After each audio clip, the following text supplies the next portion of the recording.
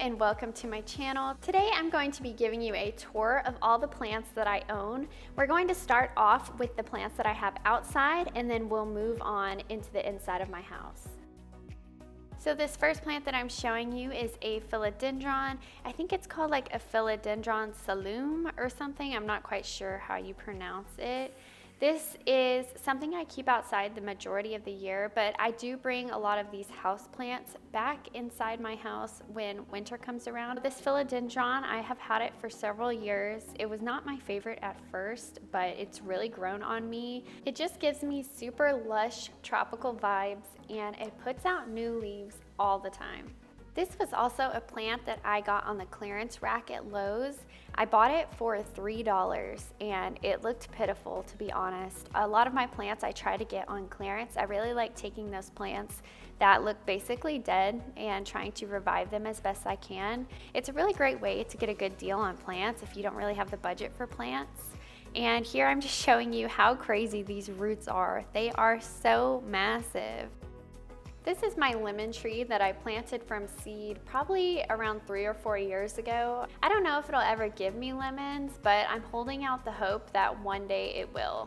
It's a really cool plant, and just the fact that I actually grew it from seed makes me feel a lot more proud of it because I've seen it grow from nothing to how large it is now.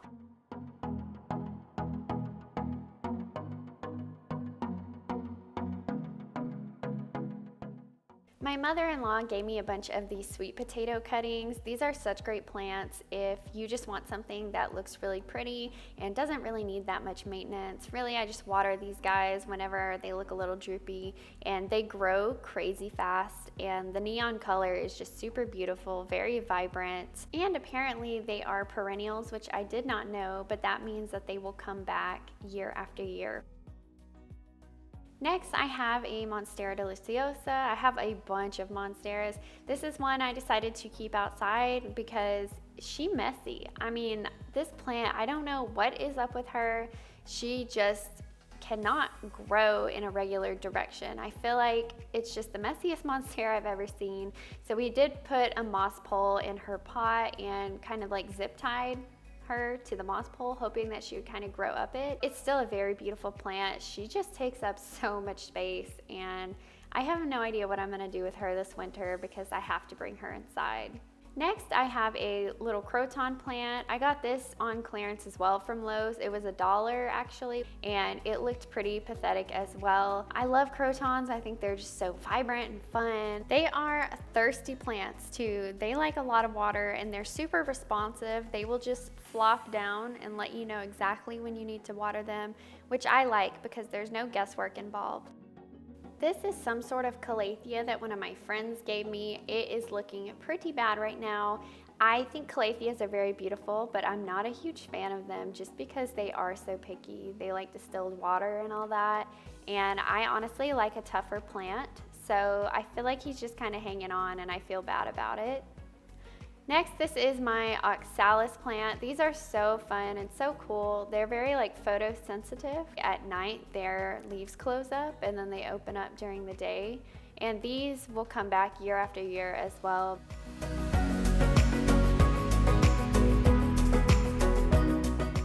I'm pretty sure this is a dumb cane. These are really awesome plants too, just because they are so low maintenance. They're super easy to take care of and they grow really quickly. This is my purple heart, which again is one of my favorite plants. I filmed this around noon, so some of the flowers have already closed up, but these plants are also perennials. This one actually died back over the winter and then completely regrew this spring. So that's really cool that you don't have to bother with bringing them inside if you really don't want to mess with it. I probably will bring him inside this winter just because I'm really proud of the growth that he made and I don't want him to die and start all over again. This is an agave one of my friends gave me as well. If you'll notice, there is a trend. A lot of my plants I don't purchase, or I purchase on clearance, or I get cuttings or gifts from friends. This is also a cactus that my friend gave me. I don't know what type of cactus this is, although it does get very lanky and has a tendency to start drooping. So we have taken a lot of the petals off and put them in smaller pots that I'll end up using to gift to people or something like that. These are just some more of those petals coming off of that tall cactus. I hate wasting cactus petals, so I've just been planting all of them.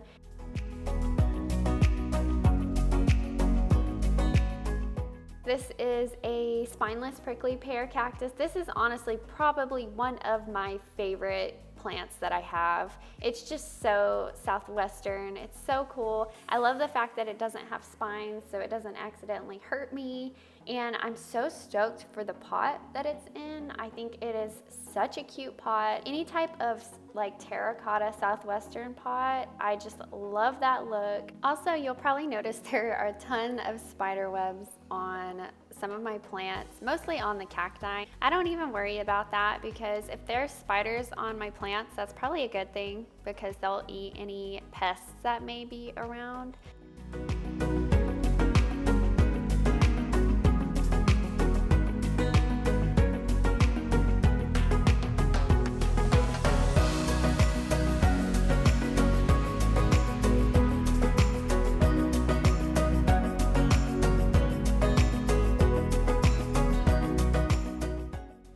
My second agave. It's just like that first one that I showed you, except this one's just a little bit larger.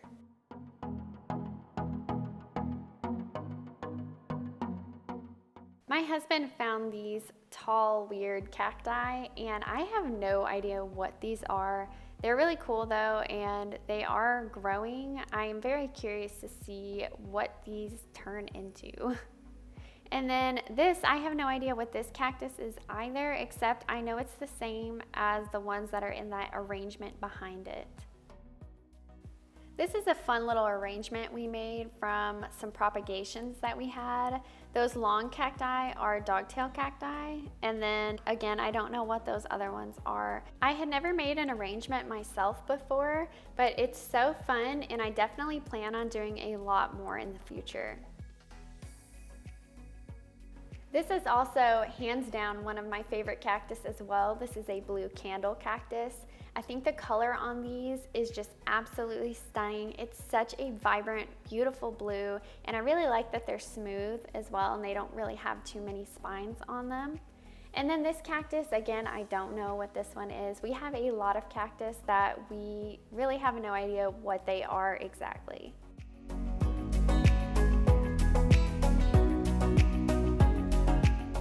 This is some sort of globe or barrel cactus, I'm not sure, but it was so little and so cute that I had to get it when I saw it at the nursery. This is my aloe vera plant. This is another one I got on clearance for $1. It looked damn near dead when I bought it, and now it is thriving. Aloe vera plants are just so cool. I love the medicinal qualities they have.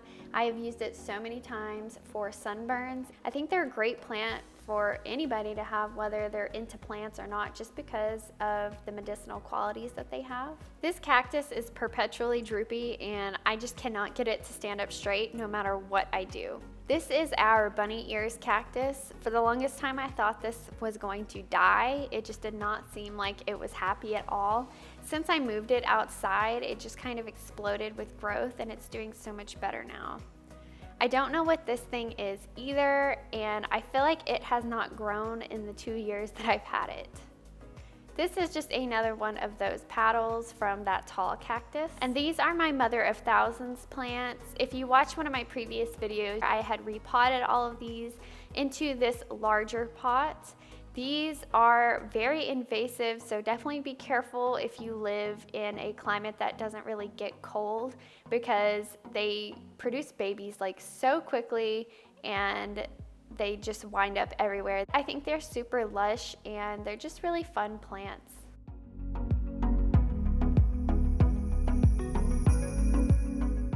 This is our ogre ear succulent. It's super, super tiny. It's barely larger than my pinky nail. These were something that we got from a propagation also. Last up for the plants that I keep outside are our fiddle leaf figs. We have 3 fiddles and they're just a super popular plant right now, and ours just really love being outside. A lot of people say that fiddle leaf figs are difficult to take care of, but I hardly ever do anything for our fiddles, and they just really have been thriving and putting out so many leaves. I do keep them outside during the warm weather because they love all of that bright and direct light, but they will be brought in once it starts cooling down for sure. So I'm wondering how the heck I'm gonna fit all of these plants in my house, but for now they are doing really well outside. So we finally made it inside the house. This is my Haworthia. I think this is the oldest plant that I have actually. So I've had this plant probably 3 or 4 years. We call this our dinosaur plant. It has put out so many babies, and this is the most low maintenance plant ever. I give it like 2 tablespoons of water once every like 3 to 4 weeks. Next, we have our giant white bird of paradise. So if this one blooms, it'll bloom white, although I'm not really expecting it to bloom. This plant is so cool. I think it makes such a really good statement in our space, and the leaves are totally massive.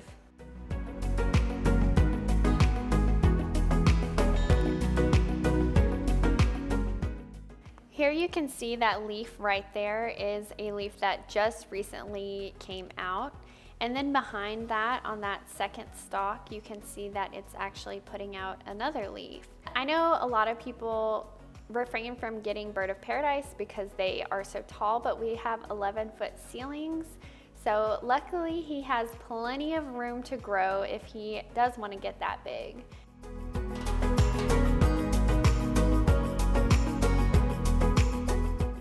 The next plant we have is the largest monstera that we own. This monstera has been putting out a lot of leaves, but I've noticed it has not been putting out many fenestrated leaves. We just did repot it though, so I think it's still kind of acclimating to its new pot, but you can see where it is putting out the new leaves.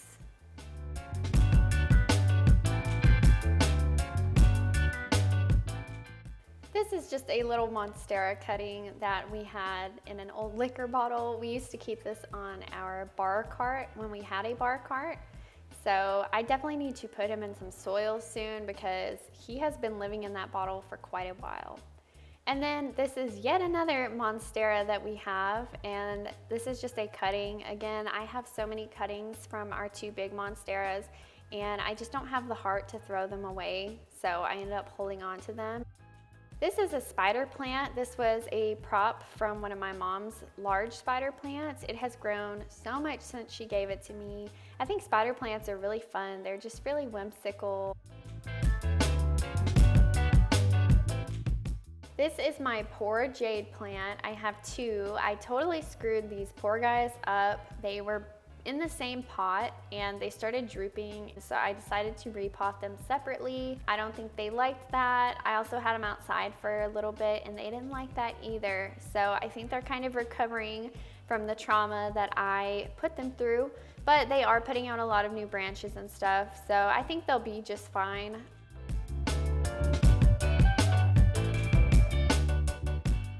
This is just a snake plant that I keep on my desk by my computer. This guy was just like one little snake plant leaf that was a prop that we got, and now he's a full plant. This is my Dracaena marginata. These are also known as dragon trees. He probably should be somewhere where he gets a little bit more light. I just really like him over on this bookshelf. This is a Pepperomia, and it's a plant I would definitely recommend if you want to get into plants but you're not so sure about your skill level with plants yet. They hardly require any attention whatsoever, and from what I read, they prefer to be a little root bound. So I've had this plant for several years and I actually have not repotted yet. He's probably due for a repot soon, but he just keeps putting out leaves and looks very healthy. I hope you guys are ready to see some pothos because I have tons of pothos. This was one that I had at my office job. I ended up bringing him home at the start of COVID, And ever since I brought him home, he has just exploded with life.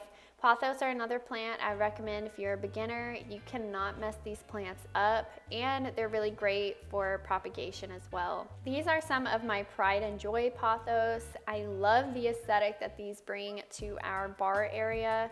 First off, these are just some that I trimmed from my super long pothos, and I just stuck those in the jars so they can grow roots. But here you can see I have 3 different pothos plants, and one of them has quite a lot of variegation going on. I really love the variegated ones. I think that they bring a lot of style to a home, and they just look really, really nice in this space.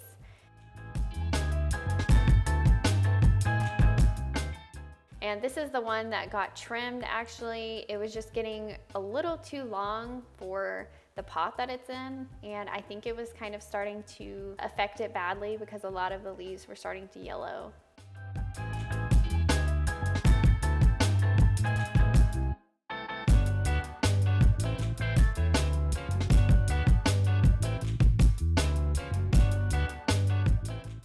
I just recently stuck those plants up there. This one is yet again another monstera. I didn't know where to put it, so I stuck it up there. And then I brought this one down to show you guys. This is a Thanksgiving cactus. These are so cool, and I'm actually putting this guy out soon. With the colder weather, they start to form their blooms. This one makes some really pretty hot pink flowers. So if you are trying to get your Thanksgiving cactus to bloom, just put it out when the weather is cooler, around like 50 degrees Fahrenheit, and that should get them to bloom for you.